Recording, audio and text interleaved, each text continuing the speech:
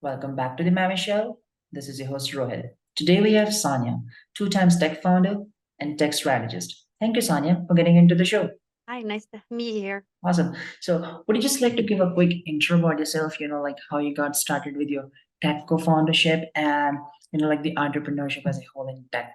Yeah, so I've been in tech for 17 years, and I actually got into it by I started working at a software development company in the accounting and operations side of things.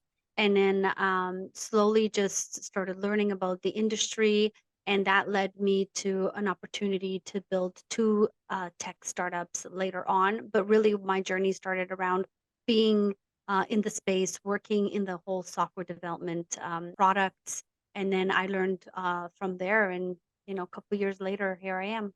How do you think how tech companies actually work? Like if someone would like to get started with a tech company, or like if someone has the urge to start a tech company, so how should they get started with?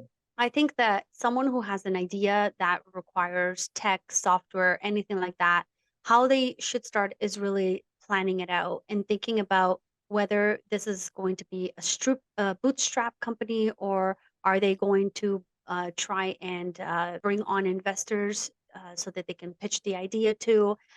I think that's the first step. I always encourage startups to go the bootstrap route, meaning build small, start there, get a couple of friends, family to help you, and then slowly pivot till you get it to a point where investors can come in and they can say, okay, I can invest in this comfortably because you have something already that you've proven in the market. So I say, sort of, try to figure out which route you want to go.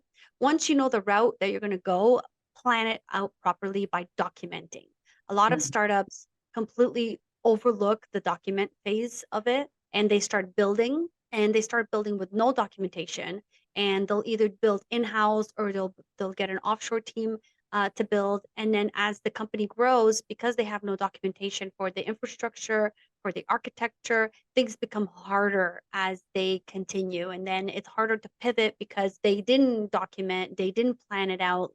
And when I mean document, I really mean like they didn't put together a really good blueprint at the start. So it's like when you build a house, right? First, you have to build the blueprint, you have your basement, and then you have your first floor. Later on, in a couple of years, you might decide to add a second floor to that house. And if you have the blueprint, you can see how the blueprint can support your second floor. It's the same thing with any tech, any software, right? If you have a blueprint, you have a good standing ground of where you can start, and then you can continue building from there. So in a year, I mean, software and tech companies are always building more. You start with a very small product and you see the market fit and the market need, and then you go into it and you're like, oh, well, I think my product would do really well if I could build this feature and that feature. And then you build a product roadmap, and that product roadmap has, hundreds of items that you want to build. Well, does your blueprint support that?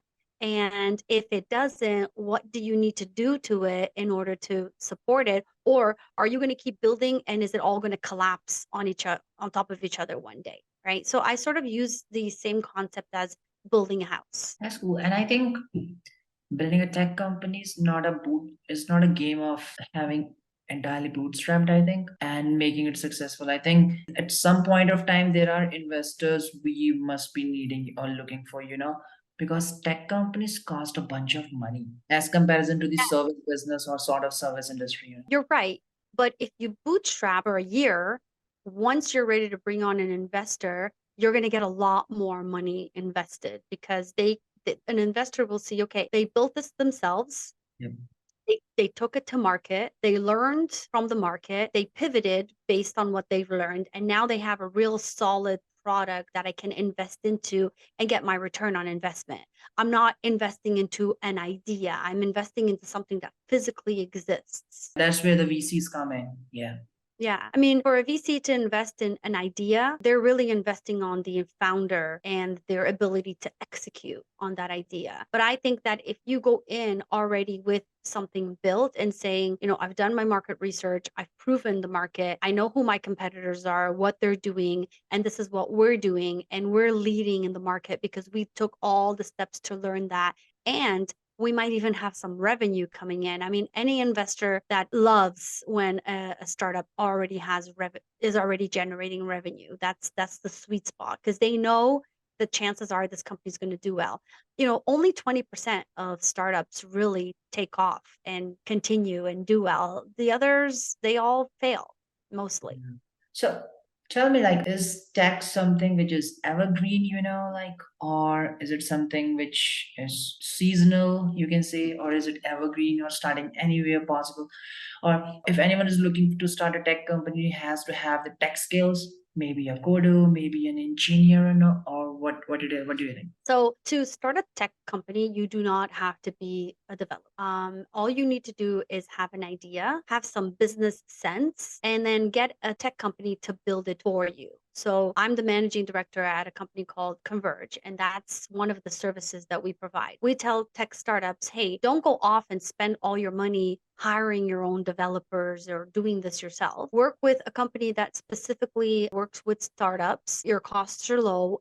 We're going to build something that is, professional, that's going to work for you. And then you don't have to worry about all the overhead of hiring a team yourself. Now, as the founder, if you don't know anything about tech or how to build a tech startup, there are some basic things that you can do to learn a little bit, like learning about how to do some project management so you can manage the team that is going to be building it for you, making sure that you have timelines in place, making sure that the technology being selected for your project is the right one for you. And that really just consists of, maybe talking to somebody with experience. If you're looking to build something that's very high secure, if you're building something for like oil, gas, mining industries, you want something with a high security. So you want to select a language that's going to support that. So probably wouldn't want like open source per se. But if you're going to build something, like just an app, then that's not rocket science, right? You could just get a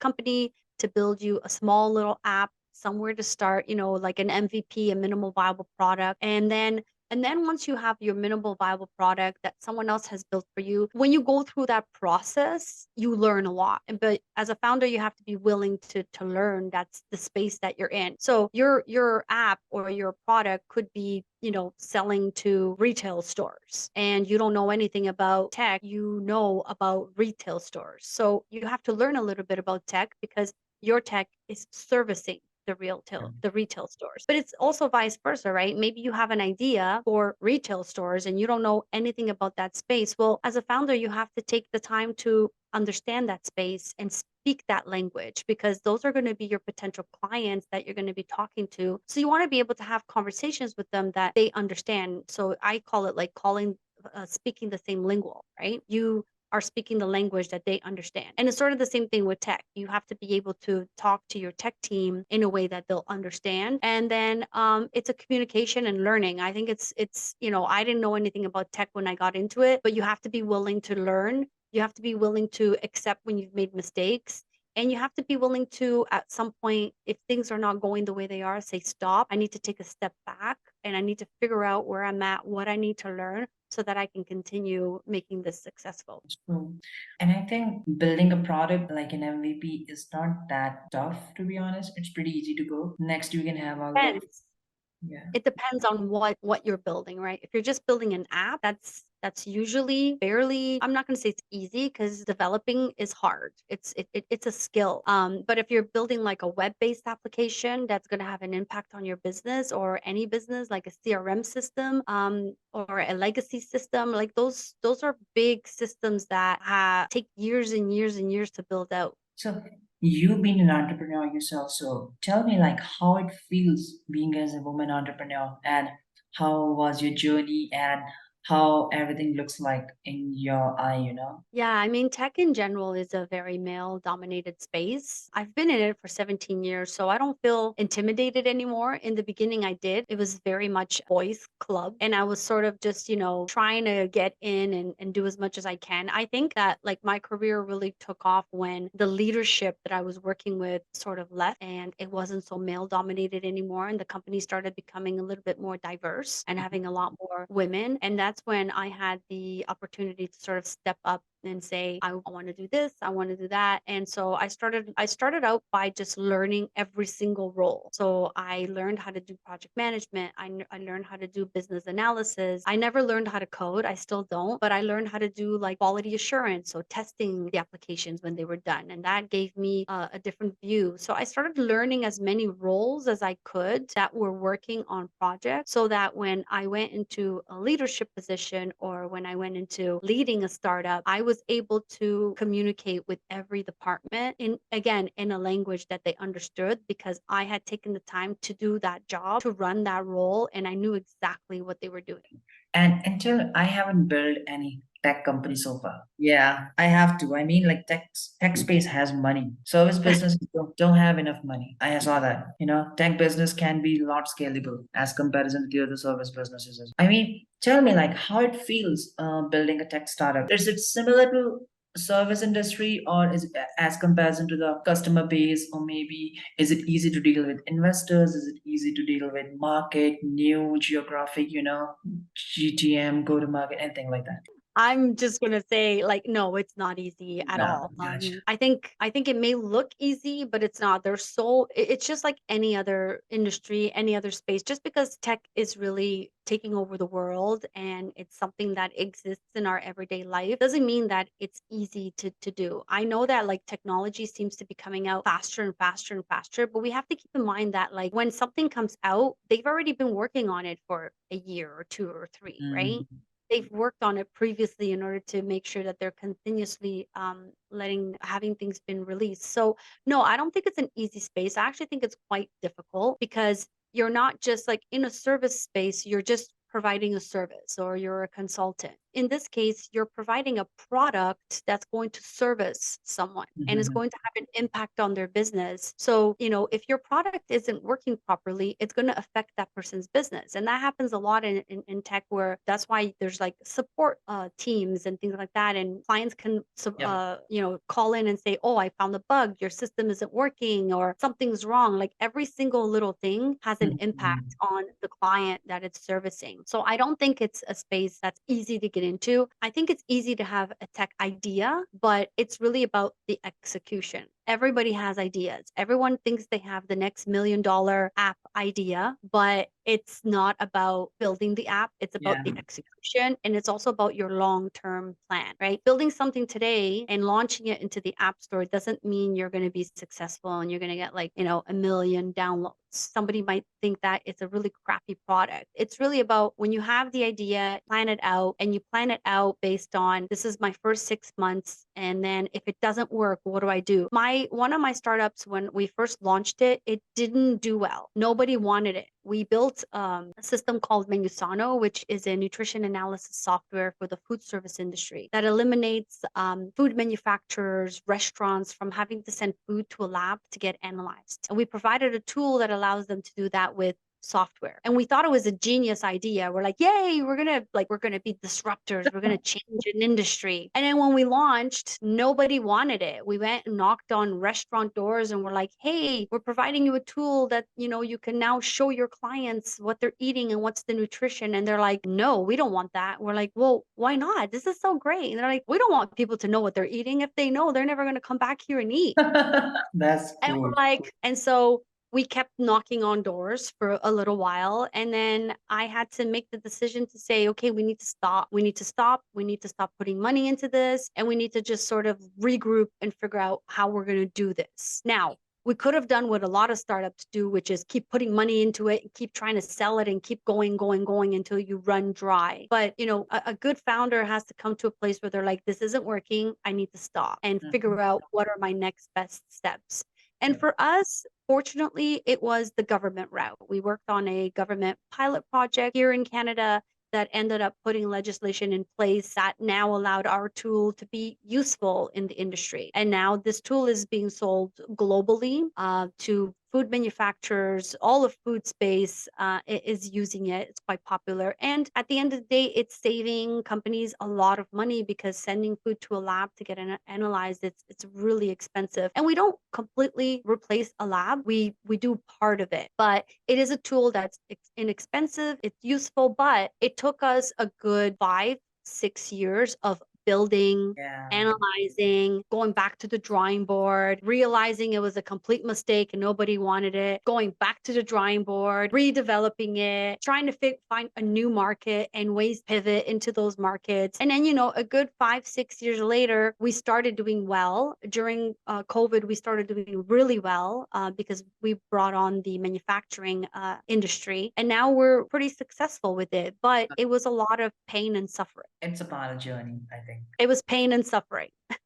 Awesome. So, any best advice do you have for anyone who is looking to start their, maybe a tech company, maybe getting into the tech space? So, anything you would like to say? Anything? Yeah, or it doesn't have to be the tech space. I think any startup, I think if anyone has wants to go down the road of being an entrepreneur in general, just an entrepreneur, I think it's just about being brave to say, I'm going to go down this road and I'm going to stick it out and be willing to do the work and realize that it might not go the way you planned. But if you stay tenacious and you stay, follow your dreams and your goals and plan things out and get people to help you, I think anyone can be successful. But you have to understand that it's not going to happen overnight. You're not going to build an app and it's going to sell for like $5 million.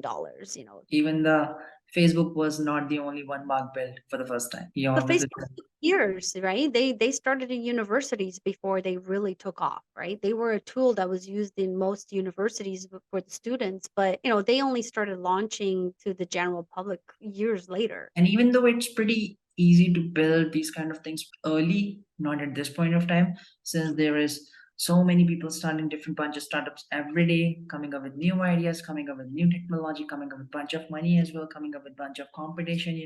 So there is a competitive cutthroat competition in the market nowadays as compared to 20 years back, when Facebook got started. Yeah.